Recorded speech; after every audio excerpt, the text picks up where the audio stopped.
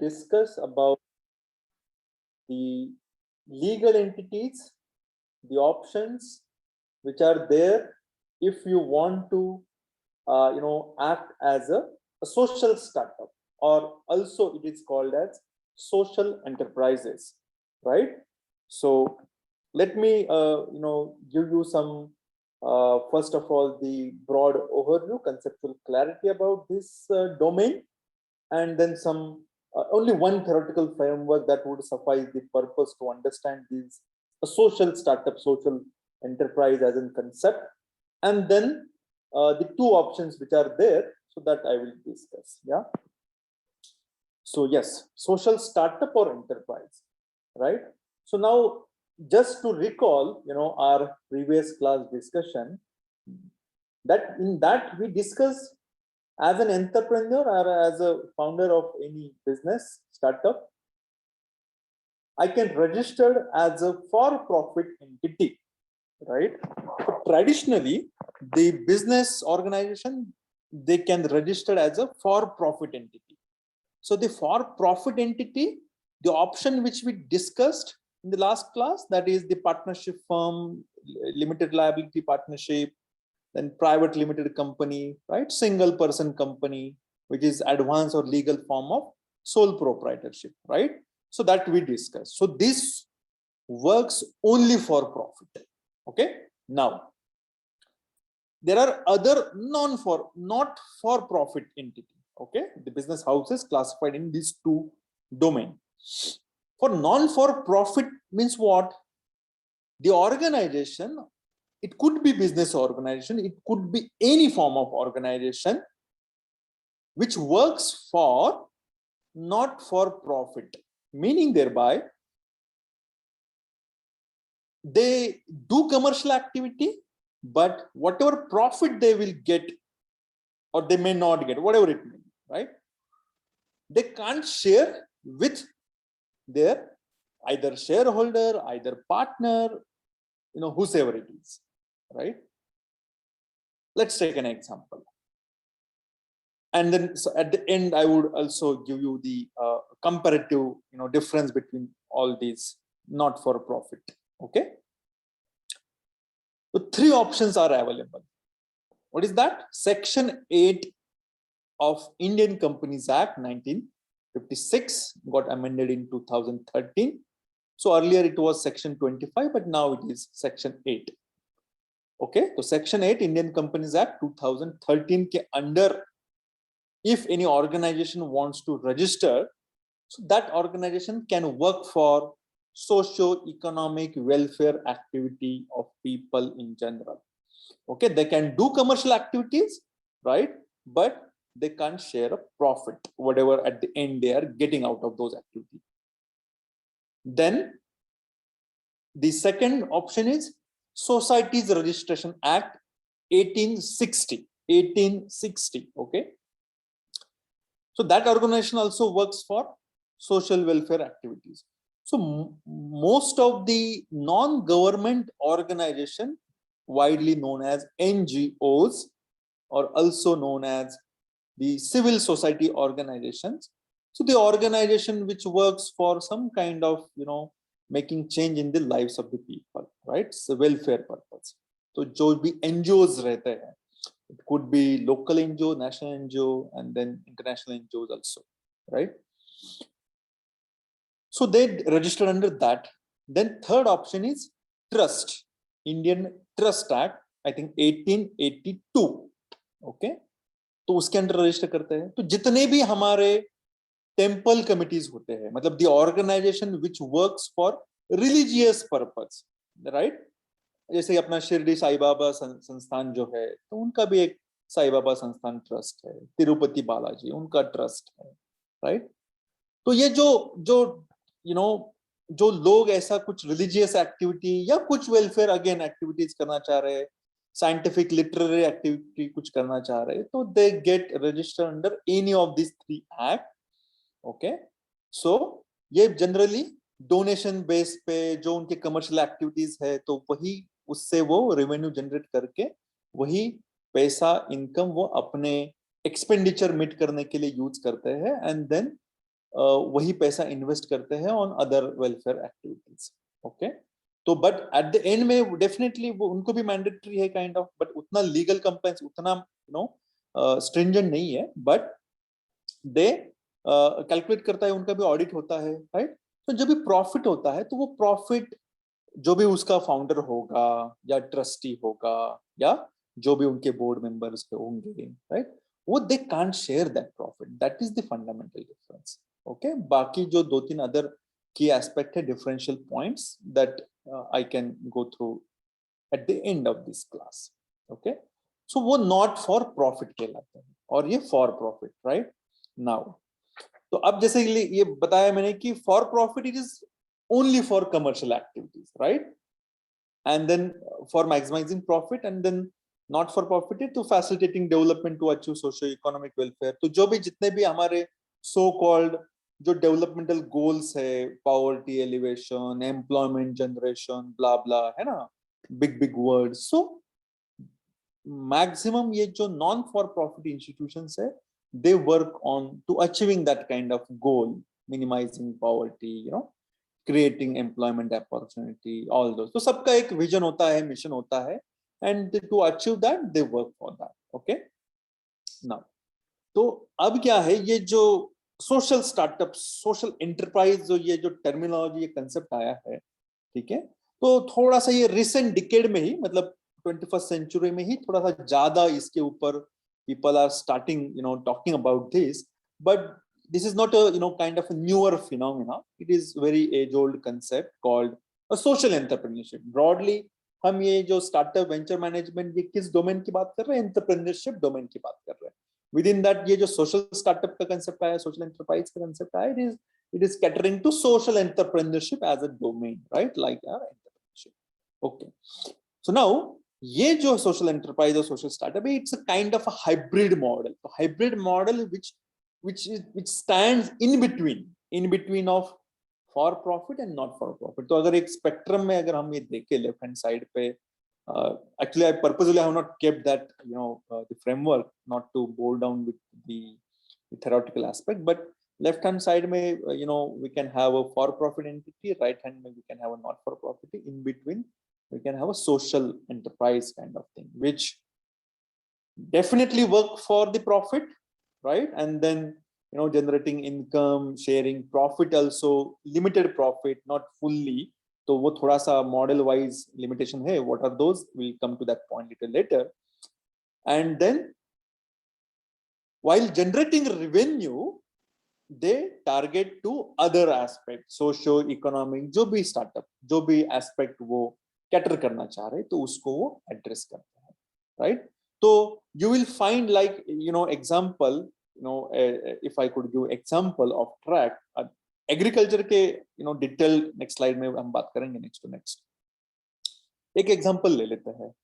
जैसे कि मैंने आई थिंक अदर डे मैंने आपको एग्जांपल दिया था कि अपना जो वाराणसी है, काशी कहते हैं उसको, राइट, तो वहां पे it's a Hindu temple, right, so बहुत सारे kind of flowers and then बहुत सारा prasad, we worship God, right. तो वहां पे कानपुर, IIT कानपुर के एक दो बंदे हैं, तो उन्होंने काइंड ऑफ वो आइडिया थॉट किया एंड देन वो एम्प्लॉयमेंट जनरेट किया लेडीज को, एंड देन उनको कहा कि ये फूल आप कलेक्ट कर लो।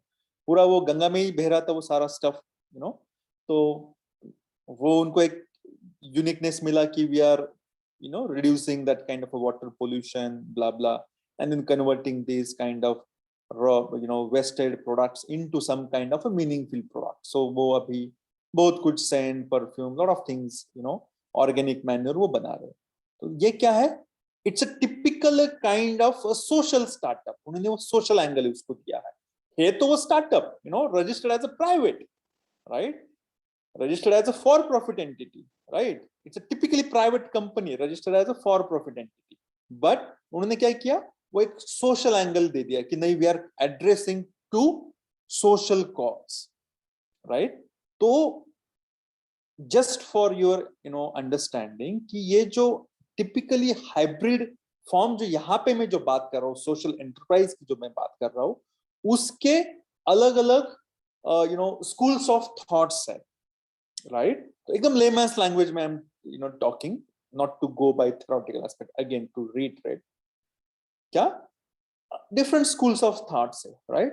तो एक schools of thought क्या कहता है कि I can register as a profit entity, for profit entity, वही कानपुर का स्टार्टअप जो है टिपिकली प्राइवेट कंपनी में रजिस्टर किया है, बट एड्रेस क्या कर रहा है प्रॉब्लम को, जो वहां पे वाटर पोल्यूशन हो रहा है, जो वेस्टेज जो हो रहा है, तो it is meaningless, no use of that, so they are converting into a productive, different into productive products and services, and thereby what they are doing, they are generating employment, creating wealth, social goods, right?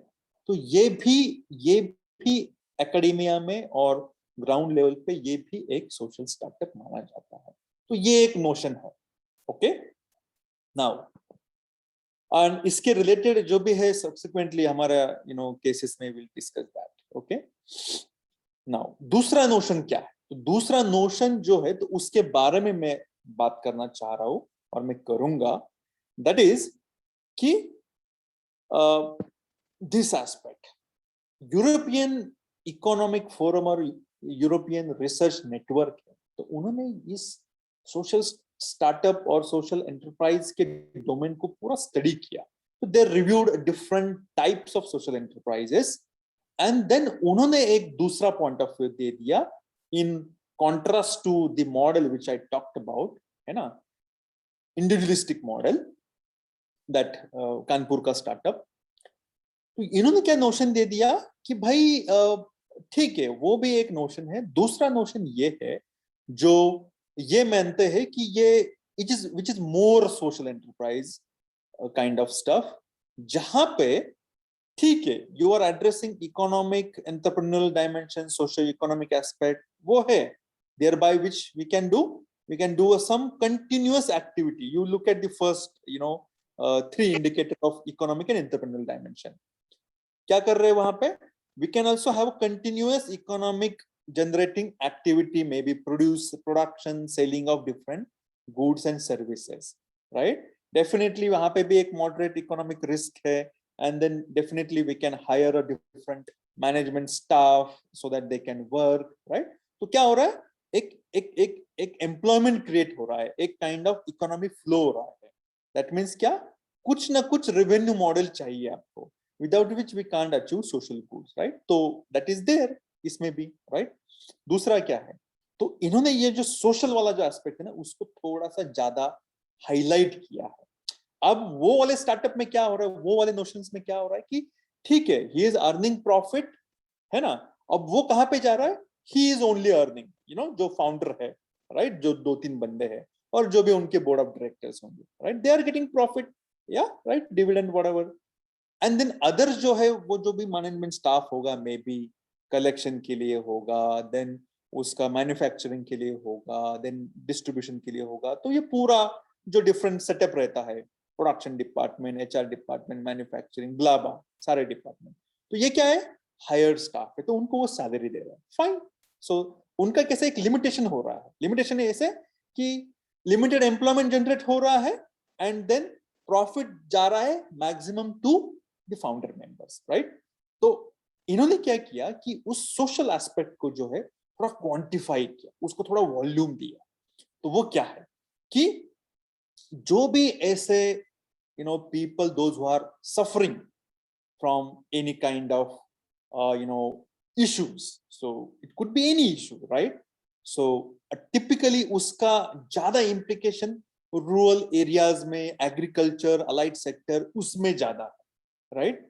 तो वो क्या कहता है कि ऐसे लोग इकट्ठा आके जिनको प्रॉब्लम हो रहा है, they can come together and they themselves can do something together, right? तो वो सोशल डायमेंशन को एड्रेस कर रहा है, सो दैट मेंबर जो सफर हो रहे हैं उनको डायरेक्टली प्रॉफिट हो, राइट? ये वो कह रहा है। You can see the indicators. Explicit aim to benefit community. Initiatives undertaken by group of people or civil society organization, right? तो group of people इकट्ठा आके आ सकते हैं। दूसरा सिविल सोसाइटी और एनजीओज कहो, और जो भी नॉन फॉर प्रॉफिट एंटिटीज है, तो इनका काम ही यही है कि भाई जो भी सोशो इकोनॉमिक वेलफेयर और जो भी चैलेंजेस है, right, to address the poverty alleviation, employment generation, तो उनको फैसिलिटेट करते हैं। वो डेवलपमेंट प्रोसेस को ये नॉन प्रॉफिट एंटिटी फैसिलिटेट करती है।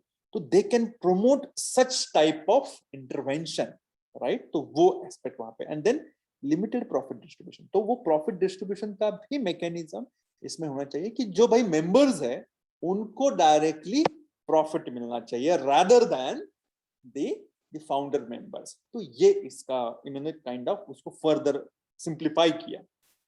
And then third aspect which is now further more important when we talked about social enterprises. तो मैंने क्या बताया था वहां पे आईआईटी कानपुर के स्टार्टअप के केस में कि प्रॉफिट डायरेक्टली किसको जा रहा है, who is decision making, those 3 founder members, right, और whatever board of directors they are there, if they have, if they not, then those 3 members only. So they are the only decision maker, they are the ruling, they are doing everything, right, right. So इसमें क्या हो रहा है, participatory governance, माने जो लोग problem में है वो एक अपना ऑर्गेनाइजेशन फॉर्म कर रहे हैं, अपने रिप्रेजेंटेटिव चुन रहे हैं, उसी को कहते हैं director, board of directors, right. जो हमारे केस में प्राइवेट फॉर प्रॉफिट एंटिटी के टाइम पे मैंने क्या बताया, either you can have minimum 2 directors and then you can have a membership, you can have a shareholders, right, है ना। and then typically जो प्राइवेट कंपनी है, प्राइवेट कंपनी जो का एग्जांपल हमने लिया है ना, तो उसमें क्या है, उसमें you can have 7 directors, max up to 15 directors. तो वो 15 directors they together they can take a decision in their board meeting, right. तो वो होता है। इसमें क्या है कि ये जो कम्युनिटी के लोग हैं अपने रिप्रेजेंटेटिव सिलेक्ट करते हैं, तो it could be elective, selective, whatever, तो अलग अलग क्राइटेरिया है सिलेक्शन के, ओके। और ये अपने ही कम्युनिटी के रिप्रेजेंटेटिव्स, ये लोगों का जो सबका नीड इंटरेस्ट है, because they are also belonging to same area, same geographical local, same community, right. तो they can better understand their community, their need, interest, and then accordingly they can take a decision.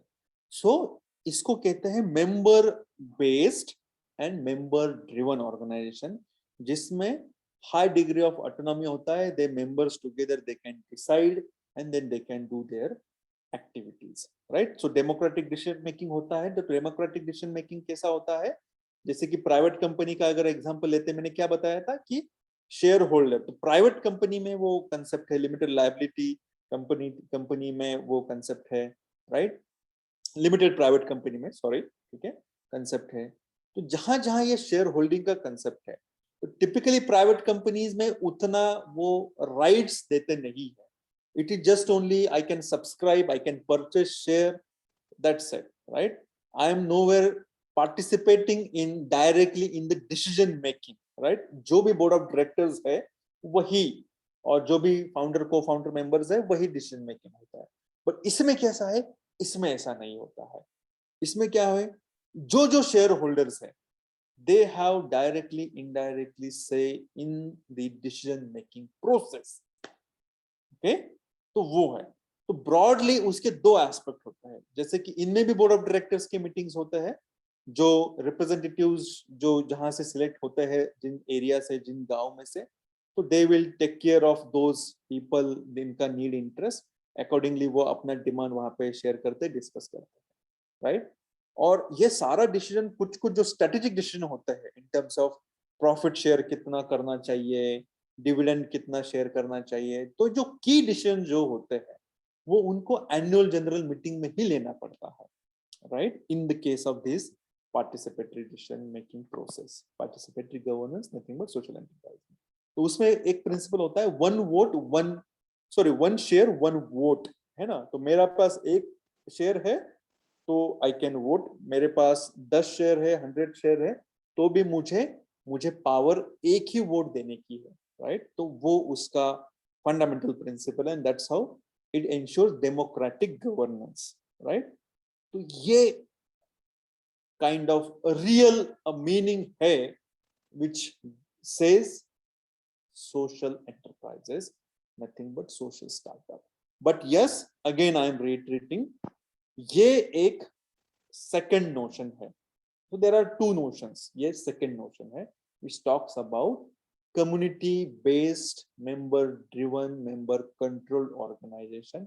जहाँ जो community suffer हो रही है, they can come together, they can take care their own stuff, solve their problems. दूसरा notion है जो वो भी सोशल स्टार्टअप कहलाता है, वो भी सोशल एंटरप्राइज कहलाता है, जस्ट उनका बिजनेस मॉडल अलग. तो ऐसे दो schools of thought. Okay, I hope this is clear as far as conceptual understanding is concerned. If any kind of confusion, clarification, I'll stop here. You can ask, so I can wait for a minute. Request you to unmute and then speak because I can't see the chat box. Should I go forward? Yes, sir, no doubt. Okay, perfect. Thank you. So, अब मैं आता हूँ typically social enterprises जो कल जो options मैंने आपको बताए थे कि एक है प्रोड्यूसर कंपनी एक्ट और दूसरा है कोऑपरेटिव सोसाइटी एक्ट. तो थोड़ा सा उसका बैकग्राउंड देना चाहता हूँ कि जो मैं जो अपॉर्चुनिटी आइडेंटिफिकेशन के टाइम पे एग्रीकल्चर का जो ओवरव्यू मैंने आपको दिया था उसमें थोड़ा सा जिक्र किया था. तो बट यहाँ पे थोड़ा सा मैं आपको समझने के लिए थोड़ा सा इसको इलेबोरेट करता हूँ एंड देन इससे में ही थोड़ा बहुत रजिस्ट्रेशन का प्रोसेस भी I'll try to cover. या दो डिटेल नेक्स्ट फ्यू स्लाइड्स में है. थोड़ा सा ये समझ लेते हैं कि we have this three type of ये जो बीच का जो सेल्फ हेल्प ग्रुप का जो कंसेप्ट है जस्ट फॉर एडिशनल इंफॉर्मेशन रखा है. I will target this two aspect. तो कोऑपरेटिव्स तो 1904 मतलब it's before independence basically. So there was no any kind of a typical we were in the colonial era, right? Britishers regime में थे हम तब. lot of financial institutions ecosystem नहीं था, lot of exploitation हो रहा था, middleman थे and then जो भी farmers थे किसान थे उस टाइम पे तो कंपनी के राज था, they were exploiting. तो that issue, right? तो उसी टाइम पे जर्मनी में यूके में वो एक कोऑपरेटिव का सिलसिला चला. तो there are 2-3 founding members, right? तो उन्होंने ये सोचा कि वहां पे भी इश्यूज लाइक ऐसे थे इन terms of exploitation bye traders, middleman, blah blah. So they decided that those who are suffering from such kind of problem, why don't they can come together and then they can do it. So Germany में एक रोचडेल नाम का मतलब he was basically one who started agitation against exploitative practices of employers. तो उन्होंने जो employees थे उस कंपनी में तो उनका एक काइंड ऑफ सोसाइटी फॉर्म किया. उन्होंने कहा कि हम लोग एक काइंड ऑफ यूनियन बनाते हैं and then we will demand for our kind of rights, entertainment, blah blah. तो तब से उससे वो सोसाइटी का कंसेप्ट आया. देन उन्होंने रजिस्टर किया एंड देन धीरे धीरे उसके ऊपर फिर काइंड ऑफ वो जो मॉडल है स्प्रेड आउट हुआ pan India, sorry pan globally. And then America America ने भी यस अडॉप्ट किया एंड देन फिर इंडिया में फिर ये कंसेप्ट आया. एंड देन 1904 में पहला एक्ट आया क्रेडिट कोऑपरेटिव्स का. तो लेफ्ट हैंड साइड में मैंने थोड़ा सा लिखा है विलेज लेवल पे पैक्स है, प्राइमरी एग्रीकल्चर क्रेडिट सोसाइटीज है, डिस्ट्रिक्ट लेवल पे डिस्ट्रिक्ट सेंट्रल कोऑपरेटिव बैंक है, स्टेट लेवल पे स्टेट कोऑपरेटिव बैंक है. तो ये क्रेडिट कोऑपरेटिव्स का स्ट्रक्चर खड़ा हुआ है over the period of time, right? जिसमें एज आई टोल्ड यू कि मिडलमैन थे, जो हम कहते हैं साहूकार, जिनसे मनी लेंडर जिनके हम पैसे लेते थे, तो they charge higher interest rate. So all those issues. और उस टाइम पे तो फाइनेंशियल इकोसिस्टम ऐसा कोई इंस्ट्रूमेंट था ही नहीं, राइट? सो ऐसे कमिटी, ऐसे गांव लेवल पे सोसाइटीज बन गए. तो अभी एज ऑफ नाउ अराउंड 97,000 गांव लेवल पे सोसाइटीज है. तो अराउंड 6.80 लाख विलेजेस है इंडिया में. तो ऑलमोस्ट 6.40 लाख विलेजेस में ऐसे सोसाइटीज है. तो over the period of time थोड़ा सा क्या हुआ, उसका एक धीरे धीरे चलते सेकंड टायर आया, उसको कहते हैं डिस्ट्रिक्ट सेंट्रल कोऑपरेटिव बैंक. तो जिला मध्यवर्ती सहकारी सोसाइटी, बैंक्स, आपने देखा होगा, like Pune district central cooperative bank, तो हर एक डिस्ट्रिक्ट में है। तो ऐसे इंडिया में 363 है। एंड देन स्टेट कोऑपरेटिव, तो ऑलमोस्ट 33 स्टेट्स में हमारे पास स्टेट कोऑपरेटिव बैंक है। तो ये क्या करता है, और इसके ऊपर लास्ट रिजल्ट कौन है हमारा, आरबीआई है, right, reserve bank of India, जो 1934 में एक्ट आया एंड देन फिर आरबीआई बना, right, reserve bank of India, right. Okay, anyway, so I think you know that financial ecosystem then onwards. फिर जब एग्रीकल्चर जो पोस्ट इंडिपेंडेंट जो हमारा डोमिनेंट था, और that is the only primary sector through which government ने try किया ecosystem create करने का, और देन अपना जो भी इकोनॉमी स्ट्रॉन्ग करने का, and then second 5 year plan के अनुसार इंडस्ट्रियलाइजेशन स्टार्ट हुआ। ओके, सो उसमें क्या हुआ कि ये जो एग्रीकल्चर को लेंडिंग करने के लिए पहले आरबीआई में एक डिवीजन हुआ करता था। ओके, तो agriculture refinance and development corporation था, तो वो है स्टोरी, तो एक डिवीजन था।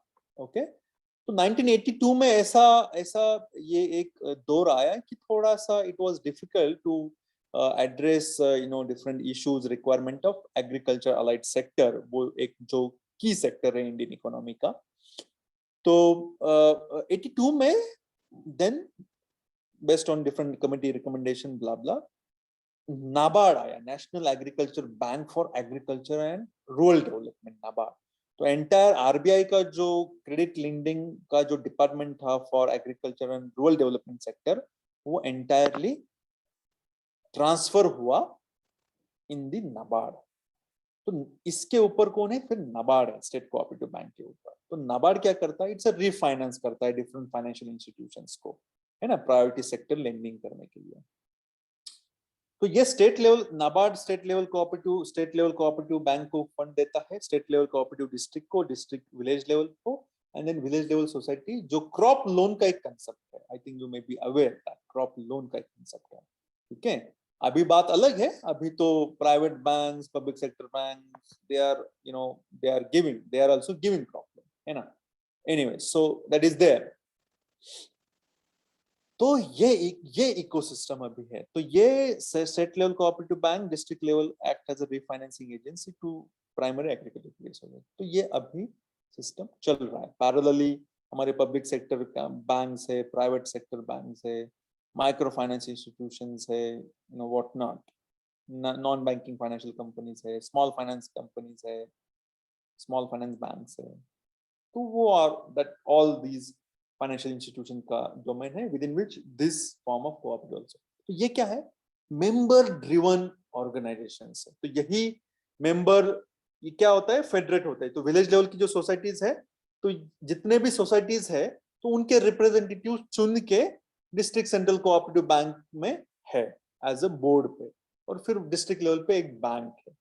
यही डिस्ट्रिक्ट लेवल के सारे डिस्ट्रिक्ट सेंट्रल कोऑपरेटिव बैंक्स के चेयरमैन मानो ये स्टेट कोऑपरेटिव बैंक्स के बॉडी पे है। तो ऐसा एक फेडरेटेड स्ट्रक्चर है जो मेंबर्स के हित के लिए काम करता है, और मिनिमम इंटरेस्ट रेट पे वो देता है, 7% इंटरेस्ट रेट पे देता है। इफेक्टिवली 3%, 4% ही देना पड़ता है फार्मर्स को if they fail to repay, okay, on time. तो उसका एक पीरियड होता है कि क्रॉप लोन एक स्पेसिफिक पीरियड के लिए होता है, 1 साल के लिए, 18 मंथ्स के लिए होता है, विद इन विच अगर आप रिटर्न करते हो तो आपको सिर्फ 4% इंटरेस्ट देना पड़ता है, अदरवाइज आपको 12% इंटरेस्ट रेट देना पड़ता है, right. And then right, okay, fair enough.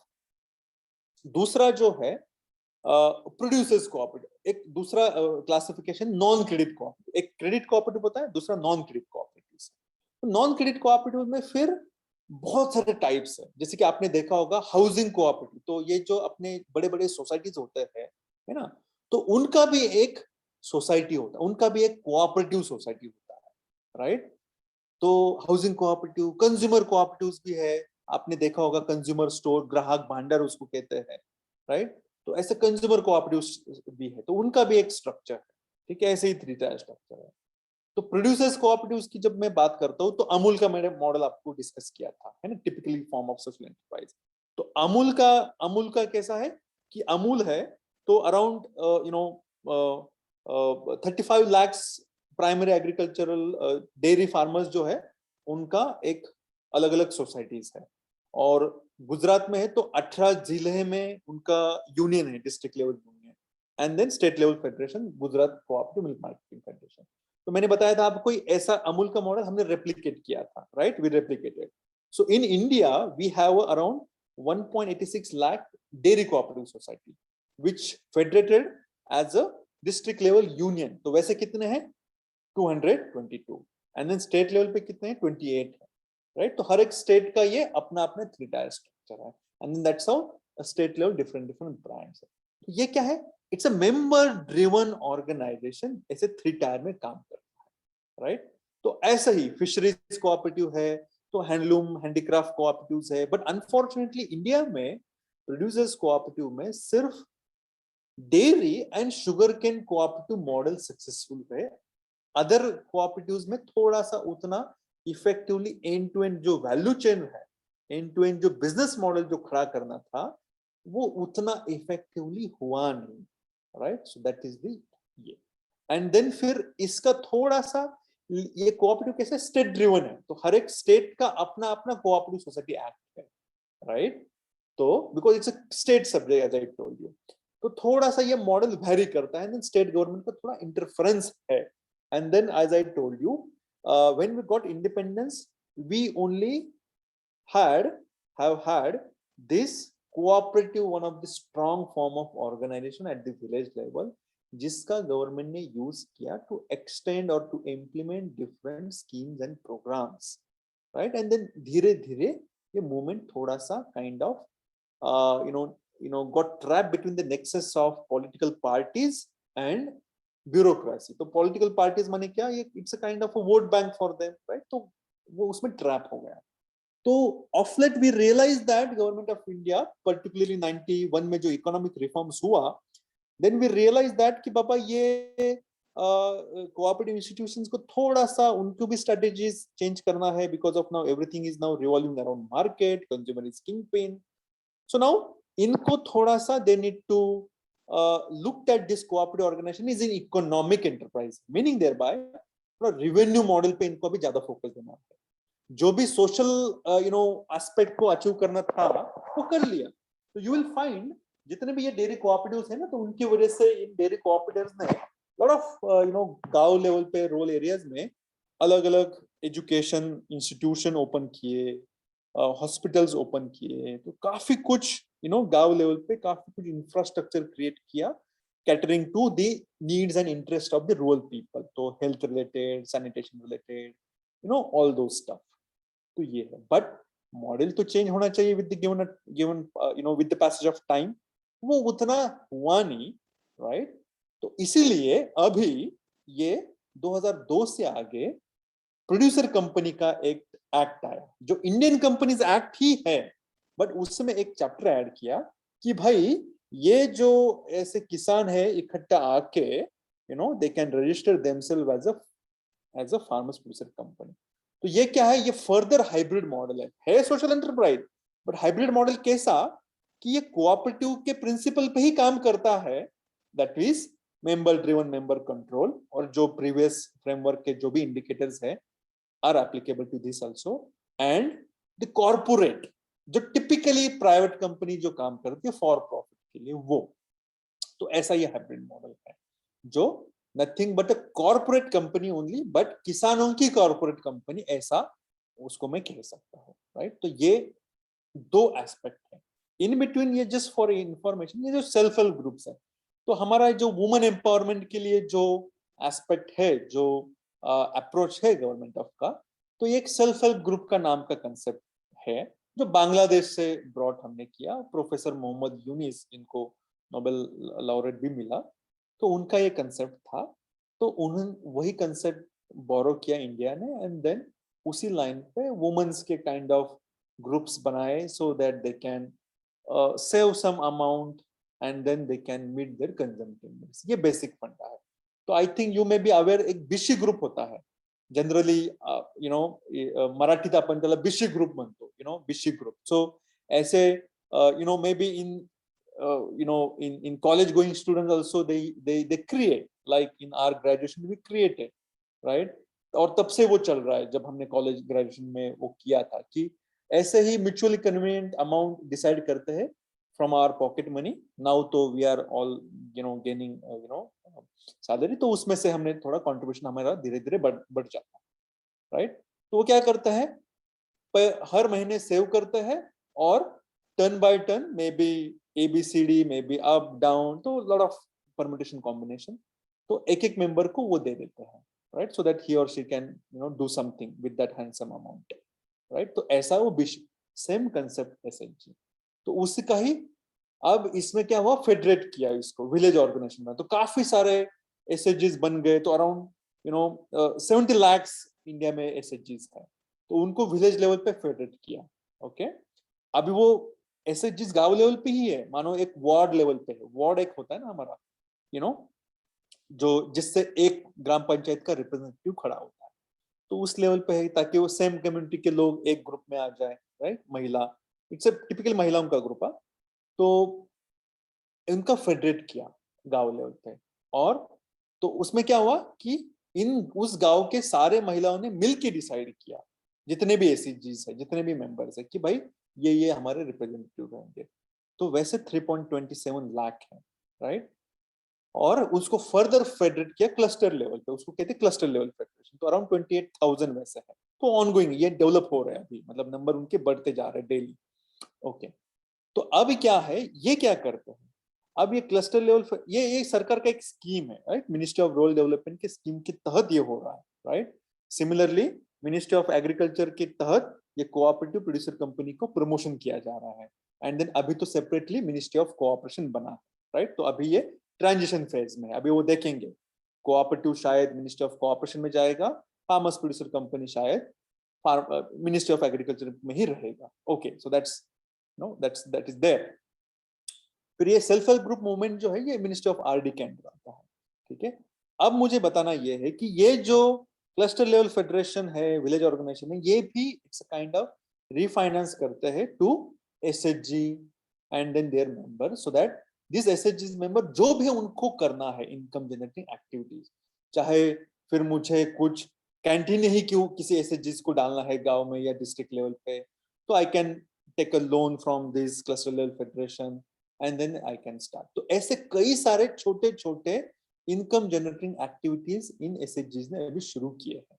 तो अभी ये स्टिल इकोसिस्टम डेवलप हो रहा है, फर्दर बहुत कुछ इसमें चेंज आएगा, सो दैट इसके थ्रू हम क्या कर रहे हैं, जस्ट वुमेन एम्पावरमेंट को एड्रेस कर रहे हैं, सो दैट जेंडर इक्वालिटी जो हमारा एक सस्टेनेबल डेवलपमेंट गोल्स का एक वन ऑफ द गोल है, तो उसको एड्रेस करते हैं, क्या, gender equality, so that roles and responsibility can equally assign between men and women।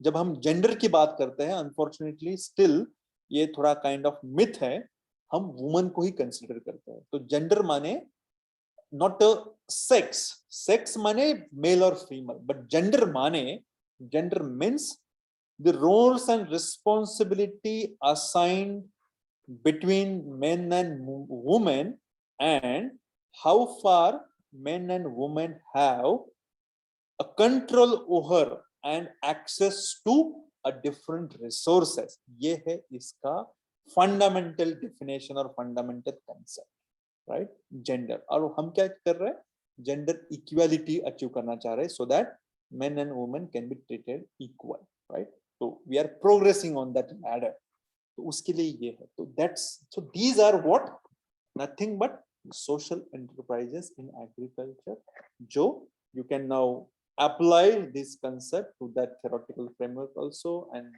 जो भी मैंने पॉइंट ऑफ व्यू आपसे शेयर किया है, राइट। तो ये है। Now let's move forward.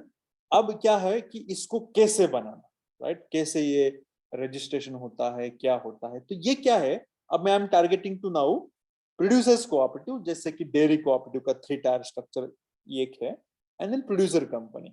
तो ये प्रोड्यूसर कंपनी क्या है और ये प्रोड्यूसर्स कोऑपरेटिव क्या है, कि ये एग्रीगेशन मॉडल है, कि ये एरिया स्पेसिफिक मॉडल है, राइट।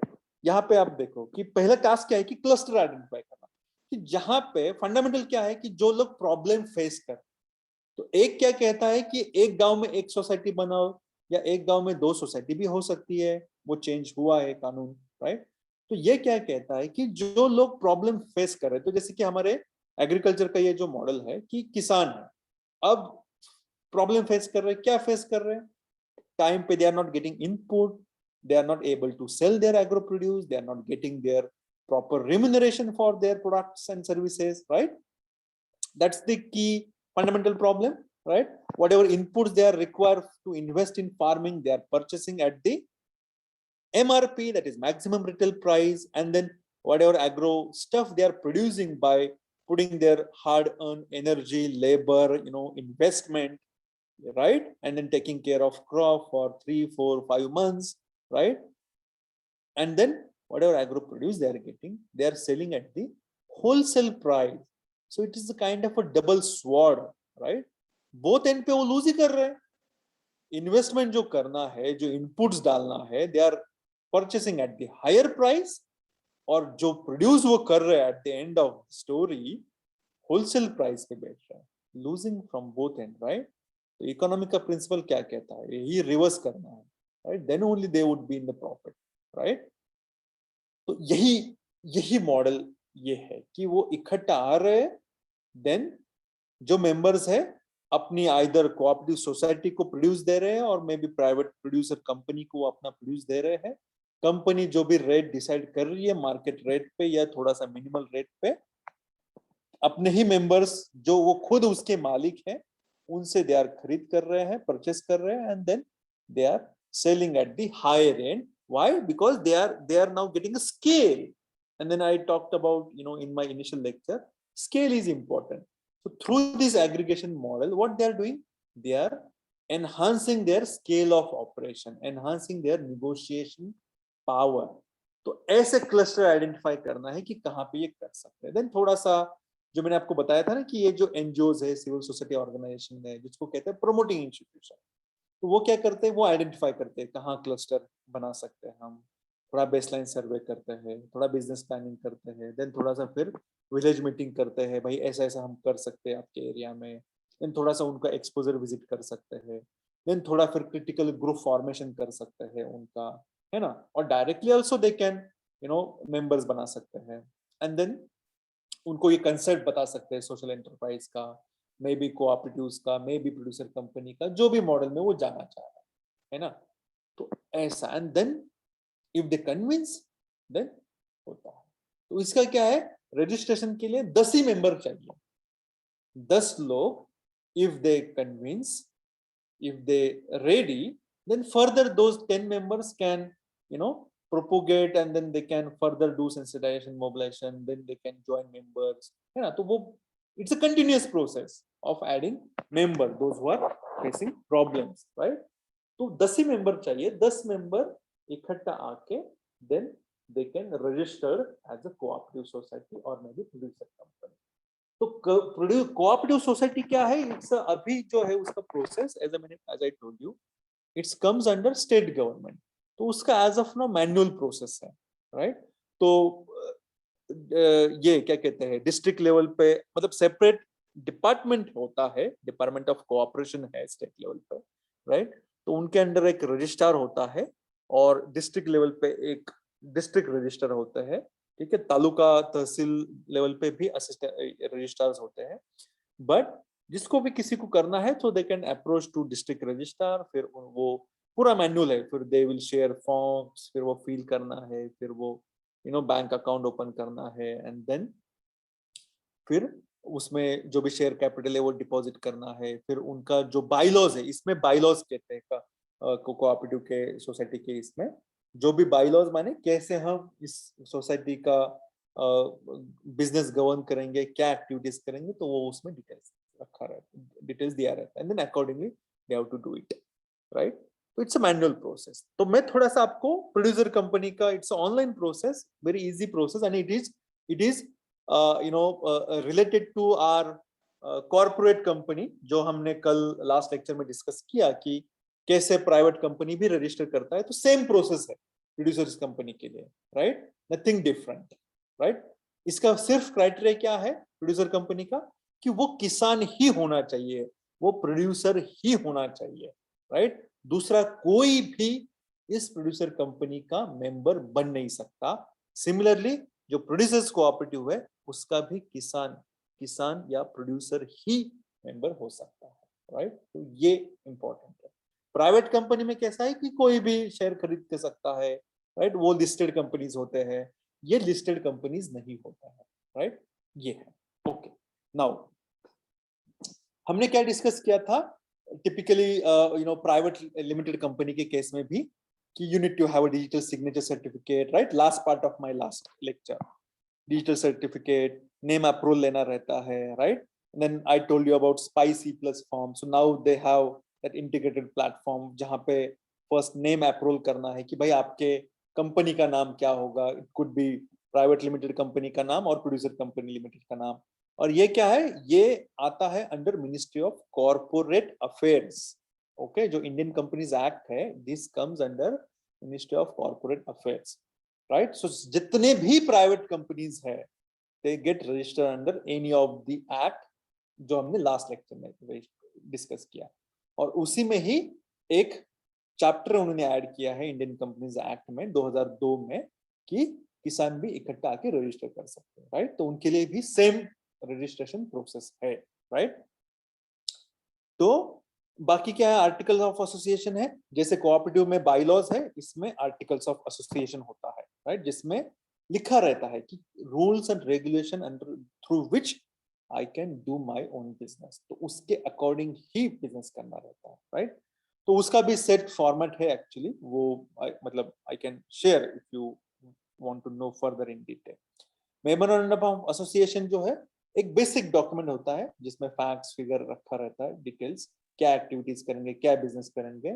तो generally as comprehensive as we mention all those activity, because if we are not if we have not mentioned any business activity under that our MOA, okay, and if we want to do it in due course of time, but उसको हम नहीं कर सकते, उसके लिए हमें हमें board का रेजोल्यूशन पास करना पड़ेगा, वो एक्टिविटीज एमओए में ऐड करना पड़ेगा, वो रेजोल्यूशन रेगुलेटरी अथॉरिटी मिनिस्ट्री को इन्फॉर्म करना पड़ेगा। वंस दे अप्रूव, वो अप्रूव हो ही जाता है, but once they approve then only I can do it. तो ये है, ओके। देन डायरेक्टर्स का अपॉइंटमेंट, डिन नंबर का मैंने बताया था, राइट, डायरेक्टर आइडेंटिफिकेशन नंबर, उसके लिए भी अप्लाई करना है। देन एफिडेविट अगर हिंदी में साइन करते हैं, particular these are the farmers ना, तो हिंदी में अगर कोई साइन करता है तो उनके लिए एक एफिडेविट का भी एक फॉर्म भरना पड़ता है। देन इसमें कैसा है कि ये जो मिनिस्ट्री ऑफ कॉर्पोरेट अफेयर्स का कि जो टिपिकली जो कंपनी ऑडिटर्स होते हैं, certified company auditors, we have one Indian institute of actually जो सर्टिफाई करता है, right. I think you must be aware that field, I am just not getting that institute का नाम। तो वो सर्टिफाई करते हैं कंपनी ऑडिटर, कंपनी सेक्रेटरी को, ओके। तो this two category plus lawyers, okay, इन तीन को परमिशन दिया गया है, they only can do this kind of registration, right. ये पूरा ऑनलाइन है, बट एट द एंड में वो पूछता है कि भाई किस सीएस ने, लॉयर ने ये पूरा डॉक्यूमेंट सर्टिफाइड किया है, वैलिडेट किया है, देन अपलोड कर रहा है, तो उसका डिटेल देना रहता है। It is mandatory, we need to go by those, ये तो उसको कंसल्टेंट यहाँ पे मैंने जेनरिक नाम दिया है, राइट। तो उनको पावर ऑफ अटर्नी देना रहता है इन केस अगर कुछ मॉडिफिकेशन है इन टर्म्स ऑफ एमओए में, एओए में, जो मिनिस्ट्री ऑब्जेक्ट करेगा तो वो immediately that consultant can sort out that issue and then upload the revised document. Once it is approved, then certificate of incorporation आता है। तो certificate of incorporation के साथ में वो पूरा details, SIN number, tan number, all those GST, pan card, वो सब कुछ आ जाता है, right.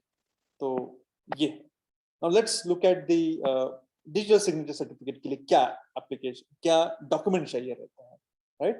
So this document is also applicable to again reiterating अगर आपको private limited company में register करना है, right? For profit entity.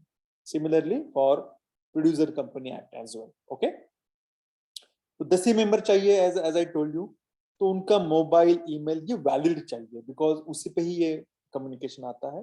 Education, birth place, PAN number, Aadhaar card, वो सेल्फ अटेस्टेड होना चाहिए, पासपोर्ट साइज पिक, ये भेजने के बाद में, राइट, देन आपको आपके जो रजिस्टर्ड ईमेल आईडी है उस पे एक लिंक आता है, उस लिंक को, it is online process only, उस लिंक को क्लिक करके फॉलो करके आपको आपका एक वीडियो अपलोड करना है, मतलब यू नो, तो वीडियो कैप्चर करना है ऑनलाइन, जिसमें आपको वो बताते हैं क्या क्या बोलना है, राइट। जैसे कि for example, I am doctor Sagar Kishan Wadkar, मैं I belongs to Pune district of Maharashtra, and then I have applied for getting digital signature certificate. My PAN card is, तो वो शो करना है, एंड देन थोड़ा सा वो रीडेबल होना चाहिए, थोड़ा सा उसको प्रॉपर दिखना चाहिए, रीडेबल होना चाहिए उस वीडियो में। Then my Aadhaar card is, फिर आधार कार्ड दिखाना है, और ये प्रोसेस 40-45 सेकंड में कंप्लीट करके उस वीडियो को स्टॉप करके अपलोड करना है। सो इट्स थोड़ा complex, but yes, it's kind of a verification, okay, और उस वीडियो को अपलोड करना है। तो then if it is verified, then आपको डिजिटल सिग्नेचर सर्टिफिकेट का बाकी डिटेल्स वगैरह सब कुछ मिल जाता है। This is the procedure. Then what other documents are required, तो रिलेटेड टू एड्रेस प्रूफ। तो एड्रेस प्रूफ 10 लोगों के ID proof, address proof, again as I told you, address proof में क्या था, इट इज मैंडेटरी, राइट। तो वो what I told you that mobile bill, light bill, and then uh, the bank statement, right? So wo stuff, okay. And then since this is the producer company, so the Ministry of Corporate Affairs wants to know whether you are really producers or not, whether you are really kisan or not, how it will come to know, right? So uske liye land record ek hota hai hamare paas mein, right, किसानों के पास में, उसको कहते हैं 7/12, right, land records. तो उसकी copy attach करना है, okay. Now you may ask now कि बाबा मेरे नाम पे तो जमीन नहीं है, राइट, मेरे पापा के नाम पे है, तो क्या करेंगे, राइट। तो उसका भी एक ऑप्शन है, right, since if you want to venture into, if you want to do it, right, करना है इसको, इस मॉडल को करना है, तो there are different options to it, but yes, as a member अगर आपको करना है तो you can approach to the local revenue officer जो ground level पे होता है, जिसको कहते हैं तलाठी, right? और if not that, then तहसील होता है ना हमारा एक एडमिनिस्ट्रेटिव स्ट्रक्चर, तहसील, यहाँ पे तहसीलदार होता है, राइट। सो उसको अप्रोच करके they have a right to issue agriculturist certificate, right. तो उसमें वो एप्लीकेशन करना है कि भाई मेरे पापा के नाम पे जमीन है, I am son and daughter of so and so person, we have a land in such and such place, तो एक लैंड रिकॉर्ड का एक नंबर होता है, राइट। तो अप्लाई करेंगे तो वो वेरीफाई करके दे देता है कि ओके ठीक है। तो वो क्या कहता है, what it says that since my father is farmer and I am belong to farming family, okay, so I can be also, you know, I am also a producer, right? तो वो certificate attach करना है, right. So and then spicy plus form है, तो spicy plus form में ये it's integrated platform where 10 services of 3 central government इसमें included है। तो these are the different services और these are the different documents हमें मिलता है, राइट। इनकॉर्पोरेशन सर्टिफिकेट मिलता है, डिन नंबर मिलता है सारे डायरेक्टर्स को, पैन कंपनी का मिलता है, टैन नंबर मिलता है, then employ provident fund organisation उसका एक नंबर मिलता है, employ state insurance corporation, professional tax जो महाराष्ट्र में लेते हैं, बाकी अदर स्टेट्स इस प्लेटफॉर्म पे आना बाकी है अभी, राइट। देन जीएसटी नंबर मिलता है, बैंक अकाउंट आपको आपको पूछा जाता है कि किस बैंक अकाउंट में ब्रांच में आपको अकाउंट ओपन करना है आपका कंपनी का, all those stuff. And then once it is approved, then bank से भी आपको एक लीड आ जाता है आपके ईमेल आईडी पे, राइट, कंपनी की ईमेल आईडी पे जो आपने दिया रहता है, और आपके जो बोर्ड ऑफ डायरेक्टर्स है उनके भी इसमें आता है। तो फिर बैंक ये सारे डॉक्यूमेंट्स हार्ड कॉपी आपसे मंगवाता है, एंड देन जो हमने पेडअप कैपिटल कहा है कि भाई this much paid up capital we have mobilized from these 10 people, it could be 10,000, it could be 1 lakh rupees, that paid up capital I need to deposit in that company account. इसका copy एक upload करना है ministry को, right?